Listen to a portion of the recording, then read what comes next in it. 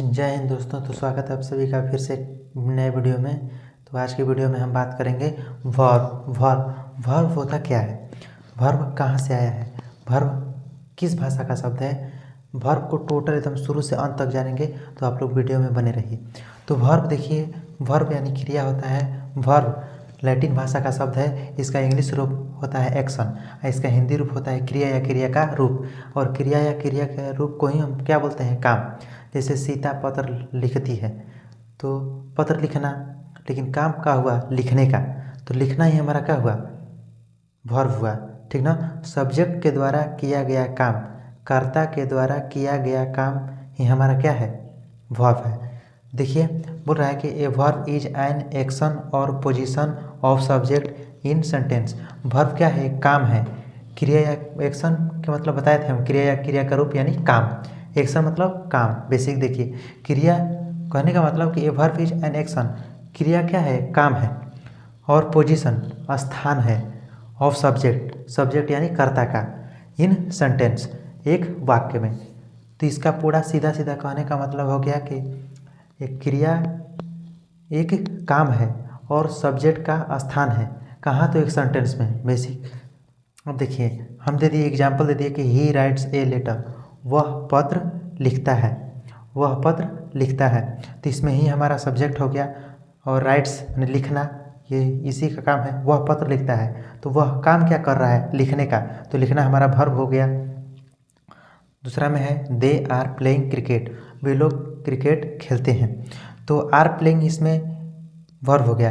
Playing के साथ भी आर लगा है, आगे पता चलेगा कि प्लेइंग और आर दोनों वर्ब है। ठीक ना।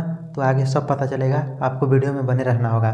तो बेसिक हम देखते हैं कि किसी वाक्य में सब्जेक्ट की पहचान कैसे करते हैं और ऑब्जेक्ट की पहचान करते हैं, कैसे करते हैं।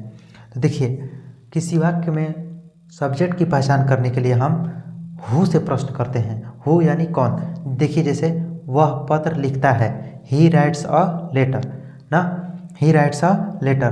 तो इसमें ही राइट्स अ लेटर हो गया, तो हम इसमें प्रश्न करेंगे हु से, यानी हु मतलब कौन। तो हमारा जो जवाब निकल के आएगा वही हमारा सब्जेक्ट होता है ना। तो देखिए, वह पत्र लिखता है, कौन, तो अपने आप तुम्हारा आपका जवाब निकल के आएगा वह ना। तो वह हमारा क्या हो गया, सब्जेक्ट हो गया। और किसी वाक्य में ऑब्जेक्ट की पहचान करने के लिए क्या अथवा किसको से हम प्रश्न करते हैं, क्या अथवा किसको से। तो जैसे वह पत्र लिखता है, क्या क्या लिखता है, तो पत्र लिखता है ना। तो तुरंत ही हमारा जवाब निकल के आ गया। तो ये लेटर का हुआ, हमारा ऑब्जेक्ट हुआ।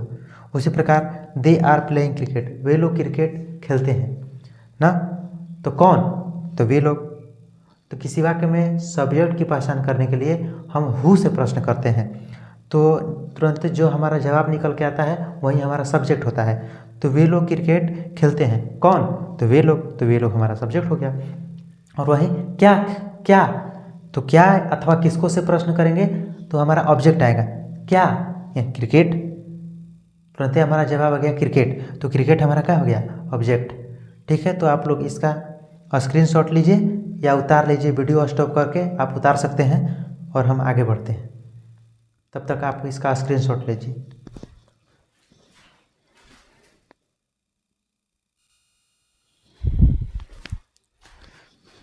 चलिए आप लोग स्क्रीनशॉट ले लीजिए। तो अब हम आगे बढ़ते हैं।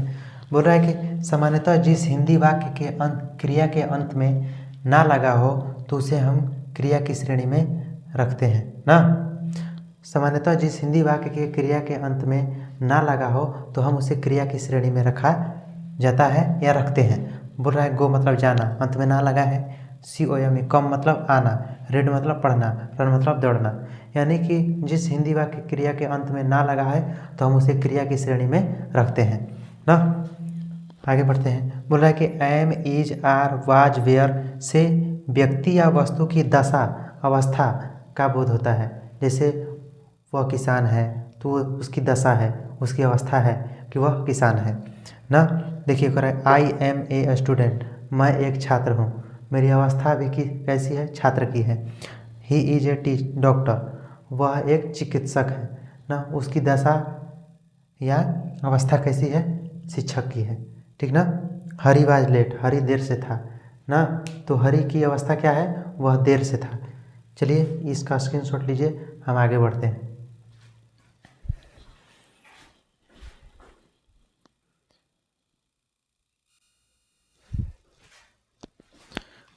तो चलिए उम्मीद करते हैं कि आप लोग स्क्रीनशॉट ले चुके होंगे। तो आगे हम देखते हैं। आगे नोट नंबर 3, ये क्या बोल रहा है कि हैव, हैज, हैड से संबंध से स्वामित्व यानी स्वयं का मालिक या अधिकार का बोध होता है। यानी हैव, हैज, हैड ये सबसे आपका अधिकार यानी स्वामित्व यानी स्वयं का मालिक का बोध होता है।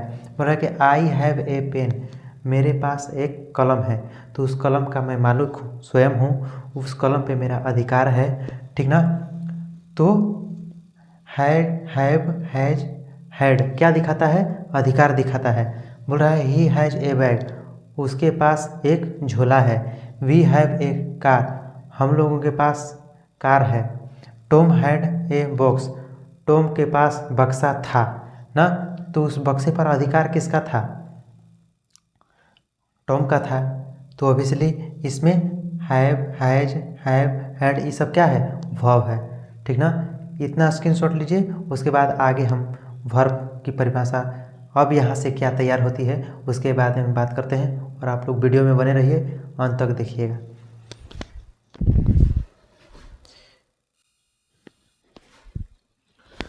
तो चलिए दोस्तों, अब यहाँ से एक वर्ब का नया डिफिनीशन तैयार होता है। तो बोल रहा है कि a verb is a word which shows an action, state और पोजीशन।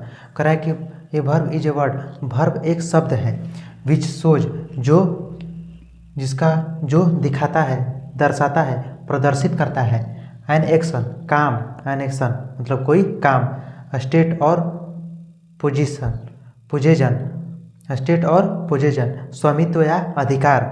मतलब इसका पूरा कहने का मतलब ये है कि ये वर्ब जो है एक शब्द है, वर्ब यानी क्रिया एक शब्द है जो दिखाता है, दर्शाता है ना, एन एक्शन कोई काम, स्वामित्व और अधिकार, इस सब को दिखाता है कौन, वर्ब। देखिए आई प्ले, मैं खेलता हूँ ना, मेरी ये दशा है, मैं खेलता हूँ। आई एम प्लेइंग, मैं खेल रहा हूँ। ही इज प्लेइंग, वह खेल रहा है। वी प्लेड, हम लोग खेले। यू विल प्ले, तुम खेलोगे। सी हैज प्लेड, वह खेल चुकी है, ठीक ना। तो इसमें play, I am playing, is playing, played, will play, has played ये सब क्या है, वर्ब्स हैं ना, वर्ब्स हैं। तो यहाँ प्ले है, अकेले है, इसके पहले कुछ नहीं लगा है ना, यहाँ पे प्लेइंग के पहले एम लगा है ना, तो ये भी वर्ब है। तो ये कौन सा वर्ब है, आगे हम जब पढ़ेंगे मेन वर्ब और एक्सिलरी वर्ब तब उसमें ये सब आएगा। तो आप वीडियो में बने रहिए। क्योंकि देखिए play, am playing, is playing, played, will play, has played, ये प्ले शब्द के ही अलग अलग रूप हैं। ये जो हैं ये सब play, am playing, is playing, played, will play, has played ये सब प्ले शब्द के ही अलग अलग रूप हैं। जब तो प्ले वर्ब है, प्ले मतलब खेलना, जब प्ले वर्ब है तो इसका जो अलग अलग रूप है वो भी तो वर्ब होगा ना ऑब्वियसली। जब प्ले वर्ब है तो उसके अलग अलग जो रूप हैं वो सब भी वर्ब होंगे, ठीक ना। तो आगे हम बात करते हैं कि यहाँ प्ले शब्द के आगे कोई सहायक क्रिया नहीं लगा है। यहाँ प्लेइंग के आगे एम लगा है, प्लेइंग के आगे इज लगा है, प्लेड के संग कुछ भी नहीं लगा है, प्ले के पहले विल लगा है। तो ये कहाँ से आता है, ये प्ले के पहले विल क्यों लगा है ना, इसके बारे में हम आगे मेन वर्ब और एक्सिलरी वर्ब पढ़ेंगे तो उसमें एकदम स्पष्ट हो जाएगा। तो आप लोग वीडियो में बने रहिए, आगे बताते हैं। तब से इसका आप लोग स्क्रीनशॉट लीजिए या वीडियो स्टॉप करके आप उतार भी सकते हैं।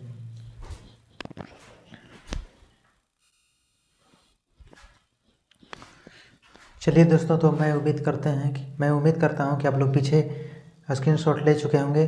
तो जस्ट उसके आगे का देखते हैं। बोल रहा है प्ले, प्ले प्लस ईडी मिलके क्या बनाएगा, प्ले प्लस ईडी मिलके, तो प्ले प्लस ईडी मिलके बनेगा प्लेड, क्या बनेगा, प्लेड। विल प्लस प्ले मिलके विल प्ले, विल प्ले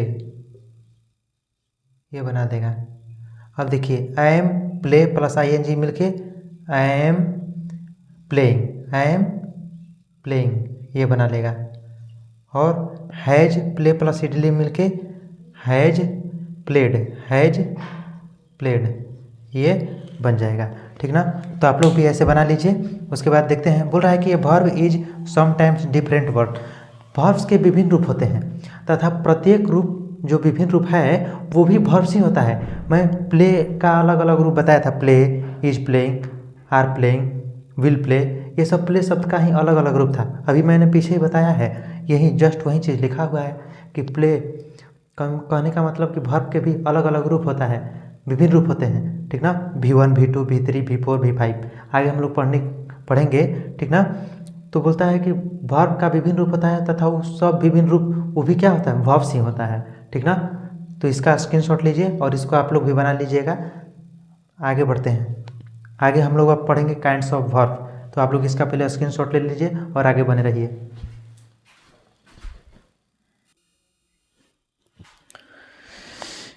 चलिए तो आगे देखते हैं। पीछे आप लोग स्क्रीनशॉट ले चुके होंगे। तो अब हम लोग पढ़ते हैं kinds of verb. Kinds of verb, क्रिया के भेद। तो क्रिया के दो भेद होते हैं, प्रिंसिपल वर्ब और एक्सिलरी वर्ब। प्रिंसिपल वर्ब यानी होता है मुख्य क्रिया और एक्सिलरी वर्ब यानी सहायक क्रिया। तो प्रिंसिपल वर्ब के भी दो भेद होते हैं, सकर्मक क्रिया और अकर्मक क्रिया, ट्रांजिटिव वर्ब और इंट्रांजिटिव वर्ब। तो इसके बारे में हम लोग जानेंगे। प्रिंसिपल वर्ब मुख्य क्रिया, इसमें कोई भी सहायक क्रिया की जरूरत नहीं पड़ती है। और एक्सिलरी वर्ब सहायक क्रिया, इसमें वर्ब के साथ एक सहायक क्रिया भी होता है, वो भी वर्ब होता है, दोनों साथ में होते हैं। तो ये दोनों का पहले अध्ययन करेंगे, फिर हम ट्रांजिटिव वर्ब और इंट्रांजिटिव वर्ब जानेंगे। तो इसका स्क्रीनशॉट लीजिए या उतारिए, हम आगे बढ़ते हैं।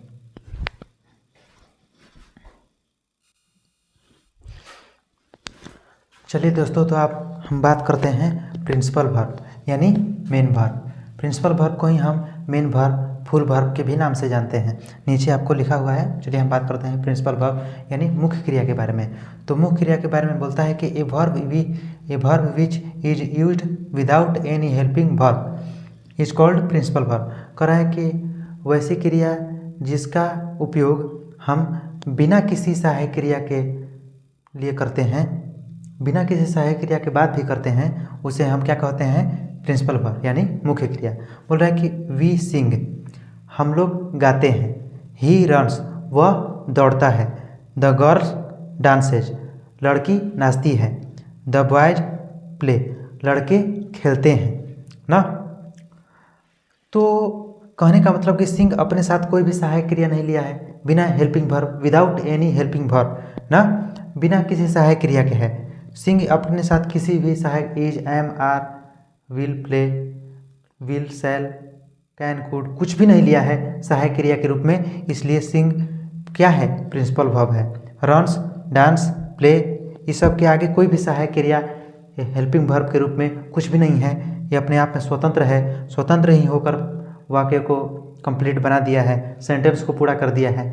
इसलिए प्ले, डांस, रन, सिंग ये सब क्या है, हेल्पिंग वर्ब्स नहीं है। ये अपने आप में क्या है, प्रिंसिपल वर्ब है। ठीक है ना। तो आगे हम पढ़ते हैं। अब प्रिंसिपल वर्ब को हम अदर नाम से भी जानते हैं, आप लोगों को बता भी किए हैं। प्रिंसिपल वर्ब को और नाम से जानते हैं, मेन वर्ब और फुल वर्ब। प्रिंसिपल वर्ब का दो अन्य नाम है, मेन वर्ब और फुल वर्ब। तो इतना आप लोग लिख लीजिए या वीडियो स्टॉप करके उतार लीजिए। आगे हम पढ़ते हैं एक्सिलरी वर्ब में। उसके बाद हम लोग एक्सिलरी वर्ब का बात करेंगे, आप लोग इसको लिख लीजिए।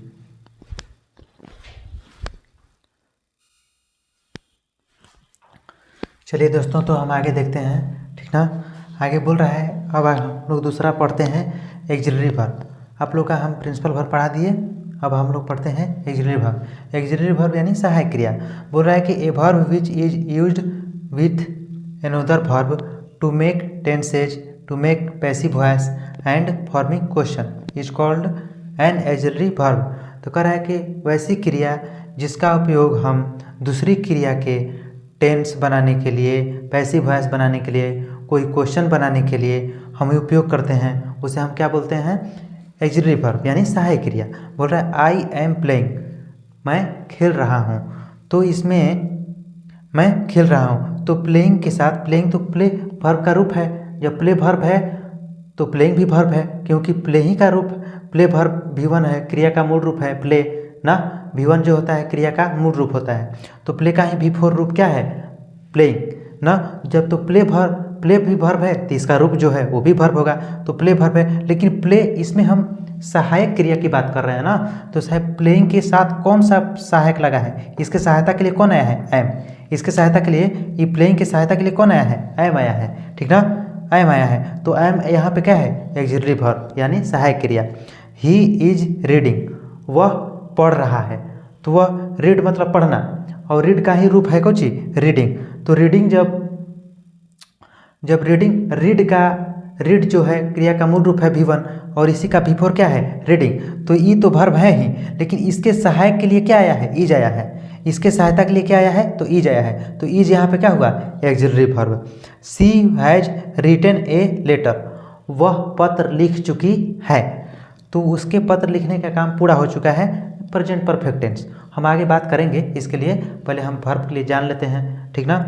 तो बोलता है कि हैज, तो यहाँ पर रिटेन माने राइट मतलब लिखना, और राइट जब वर्ब है तो उसका V3 रूप भी, वो भी तो वर्ब ही होगा। हम बताए हैं कि वर्ब के विभिन्न रूप होते हैं, तथा वो विभिन्न रूप भी क्या होते हैं, वर्ब्स ही होते हैं, वर्ब ही होते हैं, ठीक ना।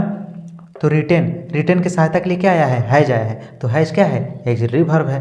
वी कैन डू इट, हम लोग इसे कर सकते हैं, तो करने के लिए डू तो वर्ब है, लेकिन डू के लिए क्या आया है, सहायक के लिए कैन आया है, तो कैन हमारा क्या हुआ, एक्सिलरी वर्ब। तो आप लोग को उम्मीद करते हैं कि आप लोग को एक्सिलरी वर्ब, प्रिंसिपल वर्ब समझ में आ गया होगा। अब हम प्रिंसिपल वर्ब के दो भेद होते हैं, ट्रांजिटिव वर्ब और इंट्रांजिटिव वर्ब, उसके बारे में बात करते हैं, बस वहीं आज बात करेंगे। चलिए इसको लिख लीजिए आप लोग, हम पीछे हट जाते हैं, या स्क्रीनशॉट ले लीजिए।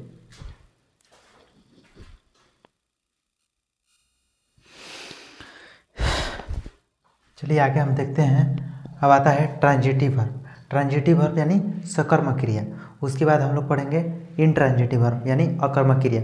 तो सकर्मक क्रिया बोलता है ट्रांजिटिव वर्ब, कह रहा है कि a verb that requires an object, कह रहा है कि वैसी क्रिया जिसको ज़रूरत होती है, जो रिक्वायर करता है, मांग करता है, एन ऑब्जेक्ट की यानी कर्म की, जो उसके ऑब्जेक्ट में क्या होना चाहिए, कि तो नाउन होना चाहिए, कि तो प्रोनाउन होना चाहिए, टू कंप्लीट इट्स मीनिंग, अपने अर्थ को पूरा कर सके ना। वैसी क्रिया जिसको ज़रूरत होती है ऑब्जेक्ट के रूप में नाउन या प्रोनाउन की, क्यों, उसके अर्थ को कंप्लीट करने के लिए, पूरा करने के लिए, अर्थ को कंप्लीट करने के लिए, इज कॉल्ड ट्रांजिटिव। तो उसे हम क्या कहते हैं, सकर्मक क्रिया। कह रहा है कि वैसी क्रिया जिसको नाउन या प्रोनाउन की ज़रूरत होती है ऑब्जेक्ट के रूप में, ताकि वह अपने अर्थ को पूरा कर सके, उसे हम क्या कहते हैं, सकर्मक क्रिया। देखिए बोल रहा है कि आई ईट ए मैंगो, मैंगो आम क्या है, नाउन है ना। तो नाउन का उपयोग काउची के लिए किया है, ऑब्जेक्ट के रूप में किया है, ऑब्जेक्ट के रूप में नाउन का प्रयोग किया है कि नहीं। तो यहाँ पर आई ईट ए मैंगो, मैं आम खाता हूँ, मैं आम खाता हूँ। तो यहाँ पर आई ईट, अब देखिए आई ईट, हम इसको अगर नाउन प्रोनाउन कोई जो ऑब्जेक्ट के रूप में है, इसको अगर हम लुकवा लेते हैं या ढक लेते हैं, आई ईट मैं खाता हूँ, पूरा अर्थ निकला, पूरा अर्थ नहीं निकला कि मैं क्या खाता हूँ। तो फिर अब यहाँ पे छोड़ दिए आई ईट ए मैंगो, मैं आम खाता हूँ, तो वो सब चीज़ छोड़ के अब कहाँ ध्यान के, आम। तो अब अर्थ जाके क्या हुआ, पूरा हुआ। तो इसलिए कह रहा है कि ट्रांजिटिव वर्ब के ऑब्जेक्ट के रूप में नाउन या प्रोनाउन का उपयोग उसके अर्थ को पूरा करने के लिए होता है, ठीक ना। तो आई ईट ए मैंगो, मैं आम खाता हूँ, ठीक ना। वी राइट लेटर्स, हम लोग पत्र लिखते हैं ना। तो यहाँ पर लेटर क्या हुआ, नाउन हुआ, लेकिन राइट लिखना, तो बिना ये अब जो ऑब्जेक्ट के रूप में नाउन आया है, इसको अगर हम ढक लेते हैं तो इसका वी राइट हम लोग लिखते हैं, क्या लिखते हैं, हमारा सेंटेंस पूरा नहीं हुआ, कंप्लीट अर्थ नहीं निकला। अंत में नाउन आया तभी इसका कंप्लीट अर्थ निकला कि वी राइट लेटर, हम लोग पत्र लिखते हैं, तब हुए पूरा अर्थ निकला। ही प्लेज क्रिकेट, वह क्रिकेट खेलता है ना। अगर हम बोले कि ही प्ले, वह खेलता है, क्या खेलता है, फुटबॉल, लूडो, कैरम बोर्ड, क्या खेलता है, तो क्रिकेट खेलता है। अब जाके सही अर्थ, कंप्लीट मीनिंग, सही अर्थ निकला नाउन आ जाने के बाद, ठीक ना। माई मदर लव्स मी, मेरी, यहाँ पे मी क्या है, प्रोनाउन है, आई, वी, मी, अस, ये सब क्या है, प्रोनाउन है। प्रोनाउन में यहाँ पे मी आया, तो माई मदर लव्स मी, ये माई मदर लव्स, मेरी माता जी प्यार करती हैं। किससे प्यार करती हैं? मेरे से। अब जाके प्रोनाउन अंतिम में आया, तब जाके एक वाक्य क्या हुआ? पूर्ण हुआ। तो हम इससे बेसिक समझ सकते हैं कि ट्रांजिटिव वर्ब के ऑब्जेक्ट के रूप में नाउन या प्रोनाउन का प्रयोग होता है, ताकि उसका सही अर्थ, सही मीनिंग, सही अर्थपूर्ण शब्द निकल जाए। ठीक है ना? आप इसको लिखिए, फिर हम बात करते हैं इंट्रांजिटिव। हम हट जाते हैं, इसका स्क्रीनशॉट ले लीजिए।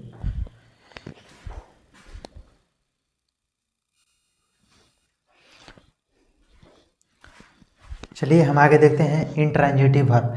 इंट्रांजिटिव वर्ब के बारे में बोलता है कि इंट्रांजिटिव वर्ब अकर्मक क्रिया, बोलता है कि a verb which does not require an object to complete its meaning ना, वैसी क्रिया जिसको ज़रूरत नहीं पड़ती है ऑब्जेक्ट की, जिसको ऑब्जेक्ट, वैसी क्रिया, वैसा वर्ब जिसको ऑब्जेक्ट की ज़रूरत नहीं पड़ती है उसके सेंटेंस को पूरा करने के लिए। करें कि verb which does not require an object to complete its meaning, करें कि वैसी क्रिया जो ऑब्जेक्ट के बिना भी उसका कंप्लीट अर्थ यानी पूरा अर्थ निकल जाता है, कंप्लीट अर्थ आ जाता है, उसे हम क्या कहते हैं? Intransitive verb. जैसे बर्ड्स फ्लाई, चिड़िया उड़ती हैं। अब फ्लाई के बाद की कोई ऑब्जेक्ट की जरूरत नहीं है, इसका अर्थ स्पष्ट है। बर्ड्स फ्लाई, चिड़िया उड़ती हैं, तो हाँ चिड़िया उड़ती हैं। द डॉग बार्क्स, कुत्ता भौंकता है, तो हाँ कुत्ता भौंकता है, एकदम अर्थ स्पष्ट है, कुत्ता भौंकता है। द चाइल्ड स्लीप्स, बच्चा सोता है, हाँ सुतल में बच्चा बहुत खतरनाक होता है। दिनवा में सुतेगा और रतिया में माँ उसके एकदम दिन भर काम करके थक के एकदम सुता रहेगी, तो फिर रतिया के एकदम उठ जाएगा और क्या चिल्लाने लगेगा। वो माँ को अपने बच्चे को देखभाल करने के लिए रखा गया। अगर बाप के रहता तो आपकी जनसंख्या कम हो गया होता है ना। बाप को भगवान बनाया है, भगवान सोचा है कि बाप खतरनाक होता है, बड़ी माँ मारेगा, रतियों को ख़त्म कर देगा, इसलिए जिम्मेवारी रखने के लिए माँ को बनाया है। द चाइल्ड स्लीप, बच्चा सोता है। मैरी लाफ्ड, मतलब मैरी हंसती थी। ठीक ना? तो कहने का मतलब कि इंट्रांजिटिव वर्ब में ऑब्जेक्ट की कोई ज़रूरत नहीं पड़ती है वो कंप्लीट मीनिंग के लिए, माने पूर्ण अर्थ के लिए। ठीक ना? वो बिना ऑब्जेक्ट के भी अर्थ स्पष्ट है इसका। ठीक है ना? तो आइए बस इतना समझिए कि फ्लाई के बाद किसी ऑब्जेक्ट की ज़रूरत नहीं है, बार के बाद किसी ऑब्जेक्ट की ज़रूरत नहीं है। तो फ्लाई, बाग, स्लीप, लव, ये सब क्या हो गया? इंट्रांजिटिव वर्ब, क्योंकि इस सब के बाद किसी की ज़रूरत नहीं है, किसी ऑब्जेक्ट की ज़रूरत नहीं है। इसका इसी तरह एकदम मीनिंग स्पष्ट है, इसका पूर्ण अर्थ निकल जा रहा है। तो आज के वीडियो में बस इतना ही। आगे हम इसका नेक्स्ट पार्ट बनाएंगे, तब आप लोग के सामने वो भी वीडियो प्रस्तुत होगा। इतना ही में आप लोग समझिए। आज के लिए जय हिंद।